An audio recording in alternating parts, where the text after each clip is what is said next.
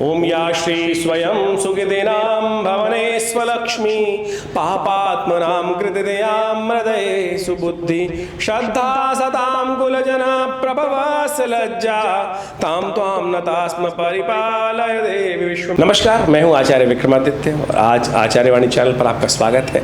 आज का विषय हमारा जो है वृषभ राशि वालों के लिए ग्रहों का योग किस प्रकार का बना हुआ है। देखिए वृषभ राशि वालों, आपकी राशि के अनुसार से ग्रहों का योग जून के पहले भाग में बड़ा विशेष प्रकार का बनता दिखाई दे रहा है। आपकी राशि वृषभ जो है वहीं बृहस्पति का पदार्पण हुआ है। बृहस्पति अस्त हो गए थे और अब बृहस्पति पूर्णतः उदय होने जा रहे हैं और आपकी राशि के अनुसार से बृहस्पति उदय होकर ये वारे न्यारे करने का योग बना सकता है।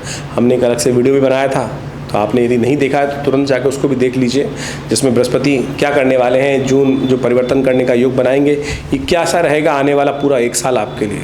खैर आज तो हम आपके साथ उपस्थित हैं। आने वाले विशेष तौर पर जून के आरंभ काल में ग्रहों का योग क्या कुछ उठापटक करने के योग बनाएगा आपके लिए, हमें तो अच्छा दिखाई देता है। ये समय आपके लिए बहुत अच्छा है। कुछ खास विशेष तौर पर योग हैं, यदि आपको उन खास उपाय भी हैं जिनको यदि आप लगातार करते रहेंगे तो बहुत महत्वपूर्ण रहेगा। मंगल ग्रह विशेष हो रहा है। मंगल ग्रह आपकी राशि के अनुसार से 12वें भाव में राजयोग का निर्माण कर रहा है। यदि आप ऐसे में विशेष तौर पर गरीब परित्यक्त स्त्रियों की सेवा करें, गरीब परिजनों की सेवा करें, दान पुण्य करें, ऐसा योग बन रहा है कि जितना दान करोगे ना इस समय में, सेवा करोगे, उतना ज़्यादा मेवा प्राप्त हो जाएगा। यानी आप यदि विशेष तौर पर ये एक्सपेरिमेंट करके देख सकते हैं। ये 40 दिन आपके लिए इस प्रकार के हैं कि यदि जितने सुंदर तरीके से लोगों की सेवा, दान पुण्य, थोड़ा बहुत जितना भी आप अपनी सामर्थ्य के अनुसार से करोगे तो उसका कई गुना अधिक लाभ प्राप्ति के योग आपकी राशि के अनुसार से बन सकते हैं। पंचग्रही योग का निर्माण होगा इस समय में। आपकी राशि में ही विशेष तौर पर सूर्य, बुध, शुक्र, मंगल, चंद्रमा और विशेष तौर पर बृहस्पति, ये सब के सब ग्रह एक साथ विराजमान हो रहे हैं और इसमें 3 ग्रह अस्त भी हो जाएंगे, चंद्रमा भी अस्त हो जाएंगे, शुक्र भी अस्त हो जाएंगे, चल रहे हैं, बुध भी अस्त हो जाएंगे। तो ऐसे में ये सब ग्रह क्या करेंगे, ऐसे में ग्रह दिखाते हैं विशेष तौर पर ये जलाजल का योग बनता है या कहीं ना कहीं प्रचंड गर्मी का योग बनता है, तूफान का योग बनता है। पंचग्रही योग जो है ये विशेष तौर पर बहुत महत्वपूर्ण है, ऐसे में ध्यान रखने की ज़रूरत है। और जून का पहला भाग वैसे भी बहुत विशेष है। भारत का विशेष तौर पर ऐसा योग बनने जा रहा है जो संविधान, जो विशेष तौर पर जनतंत्र के अंदर, लोकतंत्र के अंदर विशेष तौर पर ये जिस दिन है, विशेष तौर पर 4 तारीख का दिन जो है वो वैसे ही बहुत महत्वपूर्ण है। और ऐसे में ग्रह योग दिखाते हैं कि बहुत अद्भुत प्रकार से जो ग्रहों का योग है वो बहुत भारत के लिए शुभ दिखाई देता है। ऐसे में आप समझ लीजिए आपके लिए ग्रहों का योग क्या करता दिखाई दे रहा है, सिलसिलेवार तरीके से समझें। 1 तारीख का दिन विशेष तौर पर ग्रहों का योग दिखाता है शनिवार का अवसर, 1 जून शनिवार का अवसर है और 9वीं तिथि ज्येष्ठ के कृष्ण पक्ष की विद्यमान है, 10वीं क्षय हो जाएगी। मीन में चंद्रमा का पदार्पण होता दिखाई दे रहा है। 12वें भाव में चंद्रमा राहु के साथ विद्यमान होकर आपके लिए शुभ योग बनाते दिखाई दे रहे हैं। ऐसे में बड़े संपर्कों से, बड़े लोगों से आपको लाभ प्राप्ति के योग बन सकते हैं। मंगल भी परिवर्तित होकर सुबह करीब दोपहर को 3:30 बजे के आसपास मीन राशि में से निकलकर मेष राशि 12वें भाव में जाते दिखाई दे रहे हैं और ये आपके लिए बड़े विशाल लोगों से, बड़े विशाल हृदय के लोगों से, बड़े लोगों से, आपके बड़े कार्यों से कुछ लाभ स्थिति उत्पन्न कर सकते हैं।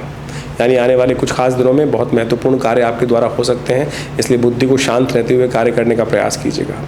लेकिन चतुर्ग्रही योग निर्माण होगा वो आपके लिए थोड़ा सा कष्टमय है। चतुर्ग्रही योग जो निर्माण हो रहा है वो कहीं ना कहीं बने बनाए काम में थोड़ी सी विरक्तता देता दिखाई दे रहा है। विरक्त मत होइए, कार्यों में इन्वॉल्व होने का प्रयास कीजिए।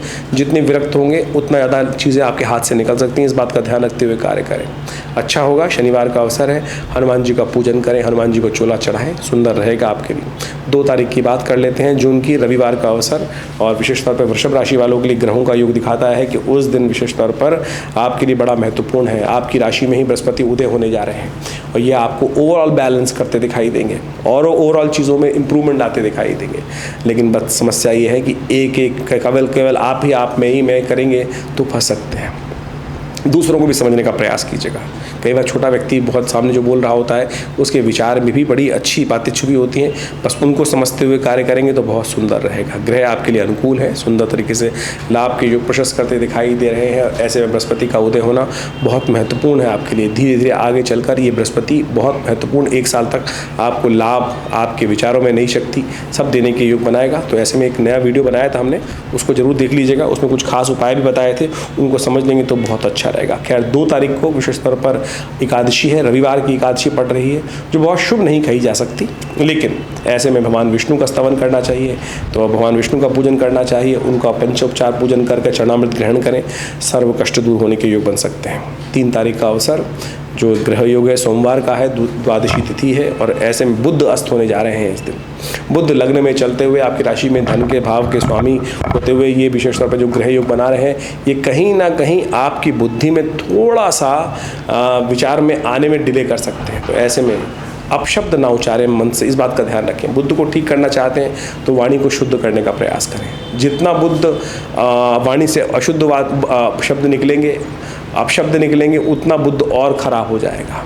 बुद्ध को ठीक करने के लिए बहनों का पूजन करें, बहनों का आशीर्वाद लें, बुआओं का आशीर्वाद लें, कन्याओं का आशीर्वाद लें, गऊ का आशीर्वाद लें, गाय को पालक खिलाएं। ये बहुत सारे उपाय हैं, इन सबको करेंगे तो अच्छा रहेगा। बुद्ध क्योंकि अस्त चल रहे हैं, व्यावसायिक क्षेत्र के मालिक हैं, धन के स्वामी हैं, आपकी राशि के अनुसार से बुद्धि के स्वामी हैं, तो उसको थोड़ा उदय करना ज़रूरी है, ताकत देना ज़रूरी है। तो इस बात का बुद्ध का मंत्र है ओम ब्रांग ब्रींग ब्रोंग से बुधाय नमा, इसको समझते हुए कार्य करना अच्छा रहेगा आपके लिए।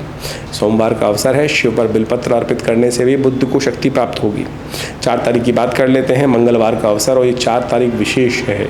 बुढ़वा मंगल है, बड़ा मंगल है, बहुत बड़ा मंगल। हनुमान जी ने जब सबसे पहले जेठ के महीने में भगवान शिव राम के दर्शन किए थे, तब उनको सबसे बढ़िया सुंदर योग बना था। तब से बुढ़वा मंगल पर विशेष तौर पर हनुमान जी का स्तवन करने का नियम बना। जितना हनुमान जी की आराधना करेंगे अच्छा रहेगा। लेकिन ये मंगल तो और भी विशेष बात रखता है, प्रदोष योग, भौम प्रदोष योग बन रहा है। मंगल और त्रयोदशी का योग बन गया है, साथ साथ शिवरात्रि का योग बन गया है। मासिक शिवरात्रि भी इस दिन रहेगी। शिव का पूजन, शिव का विशेष तौर पर स्तवन कर कहा जाता है प्रदोष के दिन समस्त दोषों को हरने का अवसर है। जो प्रदोष काल में शिव की आराधना करते हैं, रुद्राभिषेक करते हैं, समस्त मनोरथ सिद्ध होने के योग बनते हैं। तो बहुत विशेष स्थिति है, अवश्य भगवान का स्तवन करते हुए कार्य करेंगे तो सुंदर रहेगा।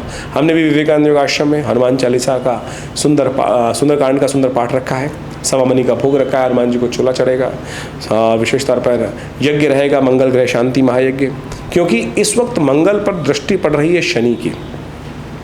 शनि बहुत अनुकूल है, लेकिन शनि जो मंगल पर दृष्टि डाल रहे हैं वो कहीं ना कहीं मंगल के शुभ योग के उत्साह पर कहीं ना कहीं कमी ला सकते हैं।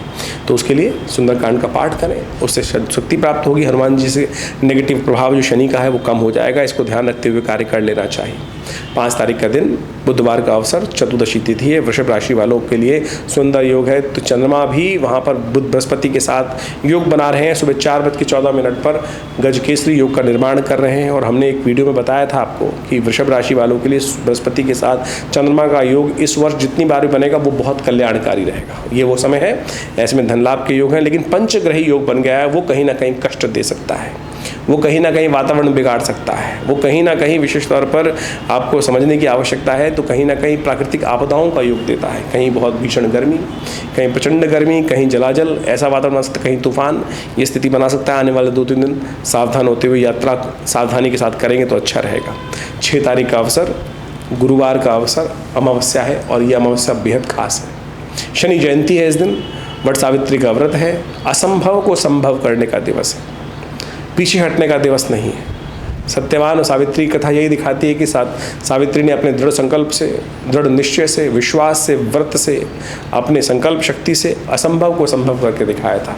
यदि शनि आपके अनुकूल नहीं चल रहे, आपकी राशि के अनुकूल चल रहे, चिंता ना करें, उसको और ठीक करने का अवसर भी है। शनि को प्रसन्न करने के लिए शास्त्र में अनेक उपाय वर्णित हैं। शनि जयंती के दिन एक खास उपाय कर लेना चाहिए। कहा जाता है पिप्पलाद ऋषि की जो कथा सुन लेता है उसके शनि के तमाम दोष दूर होने के योग बन जाते हैं। स्कंद पुराण के अंदर इस कथा को बड़े अद्भुत रूप से बताया गया है। कई मतों में अलग अलग ऋषियों ने अलग कहा जाता है, अनेक कथाएं विचलित रहती हैं, लेकिन शास्त्र के दृष्टिकोण से पिप्पलाद ऋषि को आशीर्वाद स्वयं ब्रह्मा जी ने दिया था कि जो उनके मंत्र का जप कर लेगा उस पर शनि का नेगेटिव प्रभाव नहीं पड़ेगा। हमने विवेकानंद योगाश्रम में शनि ग्रह शांति महायज्ञ पे होने वाले इस यज्ञ में उन मंत्रों का विशेष तौर पर स्थान देने का प्रयास किया है। लेकिन लोग बहुत दूर दूर हैं तो इस कथा का श्रवण करके उसका महात्म समझ सकते हैं। कहा जाता है कि एक काल में भयंकर दुर्भिक्ष पड़ा, समस्त लोग उस एक स्थान को छोड़कर जा रहे थे। ऐसे में देवयोग से ऐसा योग बना कि ऋषि जब वहाँ से पदार्पण कर रहे थे तो वहाँ पर पीछे पिप्पलाद नाम के एक ऋषि पुत्र था, वो वहीं रह गया। जब लोग विपदा के समय में पलायन करते हैं तो ऐसी स्थिति बन जाती है। तो कहा जाता है बालक बहुत छोटा था और वो एक पीपल के पेड़ के नीचे जीवन यापन करता हुआ किसी प्रकार से पीपल के जो वृक्ष के पत्ते थे, पीपल के पेड़ के जो फल थे, उन्हीं को खाकर जीवन यापन करता रहा। साधना होती रही, ध्यान होता रहा, धीरे धीरे ऋषि पुत्र था, ऋषि अंश थे, तो ये जीवन इस प्रकार से चलता रहा। कहा जाता है कि एक दिन वहाँ से एक ऋषि जा रहे थे, उन्होंने सुंदर तरीके से, कहा जाता है, उनको आशीर्वाद भी प्राप्त हुआ संत महात्माओं का, और साधना और बढ़िया चलती रही। लेकिन उस बालक ने विशेष तौर पर उन ऋषियों से प्रश्न किया कि हे महाराज, हमें बताएं कि मेरे जीवन में ये कष्ट क्यों आया, कि मेरी स्थिति ऐसी रही कि परिवार से भी दूर हो गया और इस पीपल के पेड़ के कोटर में रहकर मुझे अपना जीवन यापन करना पड़ा। तो उन ऋषि ने उनको बताया कि ये सारा का सारा आपके पूर्वजन्म कर शनि के दुष्प्रभाव के कारण से ये योग बना, कि जिसके कारण से शनि के जो भयावह दंड था वो आपको भोगना पड़ा।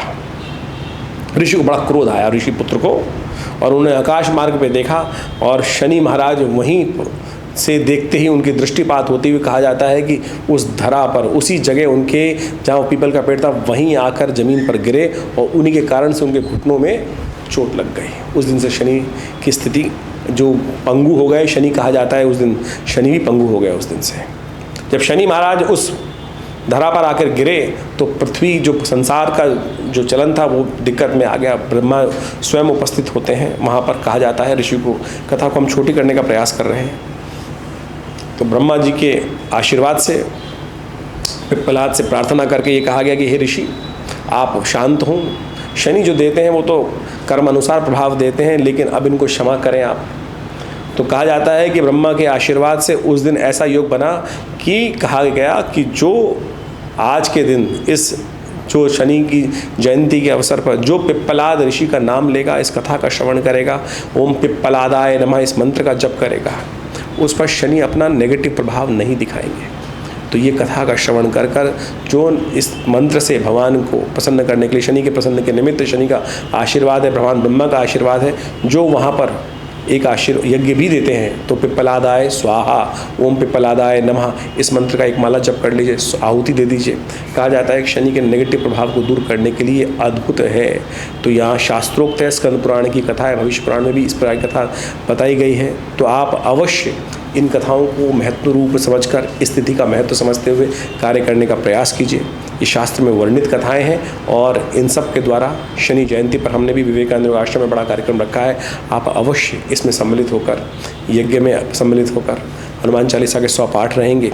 हमने विभिन्न प्रकार से शास्त्रोक्त विधि के अनुसार से समस्त विधियाँ बनाई। जैसे शास्त्र का हनुमान चालीसा का जो पाठ कहा गया है कि शनि का आशीर्वाद स्वयं हनुमान जी को मिला था, जो विशेष तौर पर जब उन्होंने लंका का दहन किया था, तो ये भी शास्त्रोक्त है। लेकिन आज संसार विचित्र विडंबना में फंस गया है। कोई तेल चढ़ाया जा रहा है, कोई कुछ और उपाय किया जा रहा है, कोई नगी पहने जा रहा है। तो इन सब विचित्र स्थितियों से हटो, सीधे साधे उपाय शास्त्रोक्त विधि के अनुसार से करो।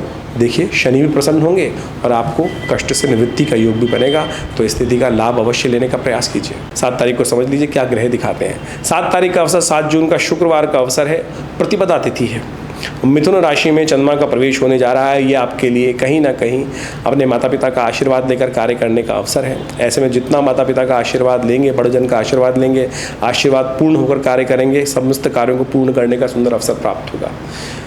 सूर्य महाराज लग्न में चल रहे हैं और ये आपके अंदर थोड़ी सी एग्रेसिवनेस बहुत ज़्यादा दे रहे हैं, और लोग समझ भी रहे होंगे कि आपके एग्रेसिवनेस से उनको भी हानि हो रही है और आपको भी हानि हो रही हो। तो ऐसे में देव योग से सुंदर योग बना है करवीर व्रत। जेठ की शुक्ल पक्ष की प्रतिपदा के दिन करवीर व्रत होता है। ऐसे में अपने इस उग्र स्वभाव के सूर्य के दोष को शमन करने के लिए एक उपाय किया जाता है। तांबे के लोटे में थोड़ा जल लेकर कनेर का एक पुष्प डालकर भगवान सूर्य को अर्घ देने की व्यवस्था है। करवीर व्रत का कनेर के पेड़ का पूजन किया जाता है और हर रोज़ एक फूल तोड़कर संक्रांति तक भगवान को उसका अर्घ दिया जाता है। तो ये करने से सूर्य के दोष दूर हो जाते हैं। कनेर का पीले रंग का पुष्प होता है, वो कनेर के पुष्प को ही करवीर व्रत के रूप में उपस्थित शास्त्र में वर्णित है, अवश्य करना चाहिए। सूर्य इस वक्त आपकी राशि में लग्न में चल रहे हैं और एग्रेसिवनेस दे रहे हैं, और वो आप उसके लिए बाकी शुभ ग्रहों जो है आपके शुभ ग्रह उनका नेगेटिव प्रभाव ना हो, तो इसलिए ये उपाय करना अच्छा रहेगा। इसको करते हुए कार्य करेंगे तो अच्छा है। 8 तारीख का अवसर शनिवार का योग है, द्वितीया तिथि है, और ऐसे में ग्रह योग आपके लिए तो अनुकूल है, चंद्रमा बहुत सुंदर योग में बैठे हुए हैं, शनि महाराज बहुत सुंदर योग में, राहु बहुत सुंदर योग में बन रहे हैं। ऐसे में दान पुण्य करने का प्रयास करें, दान से हाथ पीछे ना खींचें। कोई ज़रूरतमंद व्यक्ति रास्ते में दिखाई दे जाए तो अवश्य, यदि अवसर हो तो आप जितनी अपना बन सकें उसको अवश्य करने का प्रयास करें। सहयोग आपके लिए भाग्य उदय करने का योग बन सकता है। देखिए, भाग्य उदय होता है लोगों के पास, जो भाग्यवानों से लोग कुछ से रिक्वेस्ट करने का प्रयास करते हैं, सेवा भाव मांगने का प्रयास करते हैं।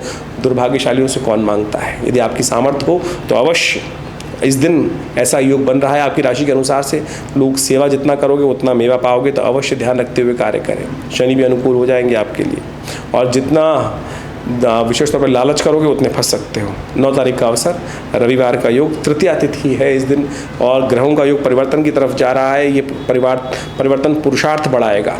शिव की आराधना से कल्याण के योग बनेंगे। ऐसे में पुरुषार्थ के योग हैं, लेकिन एक बात ध्यान रखिएगा, बहुत सारे फालतू काम आपके जन्म में पड़ सकते हैं, उनसे बचते हुए कार्य कीजिएगा। बहुत सारे लोग, बहुत सारे मित्र, रिश्तेदार आपको फालतू कामों में फंसाने का प्रयास कर सकते हैं इन 2-3 दिनों में, इसलिए मतलब से रखने का प्रयास कीजिए। समय आपके लिए अनुकूल है, पुरुषार्थ से आपको लाभ उठाने का प्रयास करना चाहिए। रविवार का दिन सूर्य का पूजन करें, गायत्री का जप करें, अच्छा रहेगा। 10 तारीख का दिन सोमवार का दिन है, चतुर्थी तिथि है, और इस दिन रिक्ता तिथि के साथ साथ भद्रा भी विद्यमान है। तो वृषभ राशि वालों ध्यान रखो, नए कार्यों को आरंभ करने के लिए दिन अच्छा नहीं दिखाई देता, और जैसा आपको कहा गया है कि समय का ध्यान रखें, बेकार समय को बर्बाद न करें, और श्रेष्ठ कार्यों में समय लगाएंगे तो अनुकूल रहेगा समय आपके लिए। समय को शुभ करने के लिए श्री गणेश का स्तवन करें। चतुर्थी तिथि है, सुबह सुबह श्री गणेश का ध्यान, शिव पार्वती का ध्यान, उनका पूजन, उनका अभिषेक करके दिन आरंभ करोगे तो शुभ होगा। ज्योतिष विज्ञान के अंतर्गत फलित ज्योतिष को समझने के लिए 2 प्रकार से ज्योतिष की गणनाएं की जाती हैं। गणनाओं का फलित जिस प्रकार से, एक तो गोचर के दृष्टिकोण से किया जाता है, जिसके साथ हम आपके साथ लगातार जुड़े रहते हैं, कि यानी आज के ग्रह योग आपकी राशि के अनुसार से चंद्रमा जहां आपका विराजमान है वहां के दृष्टिकोण से देखते हुए आज जो गोचर में ग्रह परिवर्तित हो रहे हैं वो क्या प्रभाव उत्पन्न कर रहे हैं। इसके साथ साथ मूल जन्म पत्रिका भी बहुत इंपॉर्टेंट विषय है। मूल जन्म पत्री में कौन सी दशाएं चल रही हैं, कौन सी अंतर दशाएं चल रही हैं, किस प्रकार से ग्रहों का योगायोग बना है, नवांश इत्यादि में ग्रहों की स्थिति क्या है, हर व्यक्ति के अनुसार से। देखिए, गोचर के दृष्टिकोण से जब हम राशि के हिसाब से फलित करने का प्रयास करते हैं तो एक जनरल कैटेगरी के हिसाब से हम बता सकते हैं, समझ सकते हैं कि किस प्रकार के ग्रह योग है। अब व्यक्ति जिस पायदान पर बैठा है, आप समझें कि पहली मंजिल पे, दूसरी मंजिल पे, 100वीं मंजिल पर, पहली सीढ़ी पर है, 10वीं सीढ़ी पर है, या भूतल ग्रह के मतलब जमीन के अंदर दब फंसा पड़ा है, उन सब ग्रह स्थिति को समझते हुए वो मूल जन्मपत्री से पता चलेगा कि स्थिति क्या है व्यक्ति की, और फिर गोचर में ग्रह का परिवर्तन क्या हो रहा है, किस प्रकार से परिवर्तन का योग बन रहा है, उन सब चीज़ों की गणनाएं हम आपके समक्ष उपस्थित करते हैं। और जन्मपत्री को समझने के लिए एक गहन अध्ययन की आवश्यकता होती है। मूल जन्मपत्री को समझकर फिर गोचर की ग्रह दृष्टि को देखकर यदि गणनाओं को समझने का हम प्रयास करेंगे तो बहुत अद्भुत प्रकार से ग्रह योगों को हम समझ सकते हैं, और उनके अनुसार से परिवर्तन का योग आपके लिए कैसा रहेगा वो सब बातें समझ में आ सकती हैं। तो आप सब जन्मपत्री को, ग्रह योग को जो हम आपको समझाते हैं गोचर के दृष्टिकोण से, उन सबको समझकर अपने जीवन में आने वाले समय को मूल रूप से समझने का प्रयास कीजिए। ग्रह योग क्या किस प्रकार से खेल कर रहे हैं, और हमारी ज्योतिष गणनाओं के माध्यम से हम इस समय में जब आपके साथ रहते हैं तो हम वास्तविक तौर पर पौराणिक कथाओं के माध्यम से, पौराणिक योगों के माध्यम से, जो विशेष तौर पर पंचांग के अंदर हर रोज़ लिखी होती हैं कि आज कौन सा उत्सव है, किस प्रकार का वार है, कौन सा नक्षत्र है, उसके अनुसार से कौन सा उपयोग, जो शास्त्र के अंदर जो उपाय इत्यादि वर्णित हैं, कथाओं के माध्यम से वर्णित हैं, वो हम इस फलित के अंदर जोड़ने का प्रयास करते हैं। ज्योतिषीय दृष्टिकोण से, कर्मकांड के दृष्टिकोण से उन कथाओं को साथ जोड़कर, उन उत्सवों को साथ जोड़कर यदि उपाय करेंगे तो वास्तविक तौर पर उनसे कल्याण का मार्ग ही प्रशस्त होगा। आज ज्योतिष विज्ञान के माध्यम से बहुत सारे लोग केवल टोटकों में फंस जाते हैं, और ये कैसा कर लो। देखिए, ज्योतिष के अंदर यदि पंचांग को आप देखेंगे ना तो वहाँ हर रोज़ नए उत्सव वर्णित हैं, और उन उत्सवों के पीछे कथाएं भी वर्णित शास्त्रों में, पौराणिक कथाओं के अंदर आती हैं। उन सबको समझेंगे तो आप देखिएगा हमारे इस कार्यक्रम में हम उन्हीं पौराणिक कथाओं को ही जोड़ते हुए, उन पौराणिक मतों को जोड़ते हुए, उन पौराणिक उत्सवों को जोड़ते हुए, समझते हुए उन उत्सवों को आपके साथ वर्णित करने का प्रयास करते हैं। और यदि उन उपायों को आप करेंगे तो हमें विश्वास है, हमने देखा है कि अद्भुत रूप से कल्याण का मार्ग प्रशस्त होता है, कष्ट दूर होते हैं। पौराणिक कथाएं जो हैं बड़ी महत्वपूर्ण हैं। और पंचांग ने उनको बहुत बढ़िया तरीके से समझाने का प्रयास किया है। तो हम उन सबके माध्यम से आपको आपके समय के अनुसार से उन सब उपायों को जो बताते हैं अवश्य करिए। देखिए परिवर्तन का योग अद्भुत बनता है।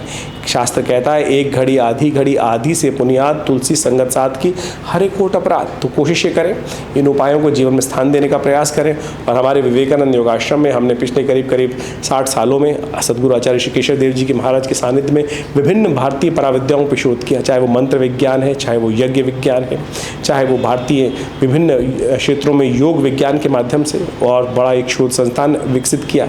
यहाँ पिछले करीब हमारे आश्रम पे 60 सालों से नित्य 8 घंटे यज्ञ होता है। विभिन्न मंत्रों पे हमने शोध करके देखा है। बहुत सारे लोग ऐसे आए कि जिनके जीवन में शारीरिक कष्ट अद्भुत रूप से था।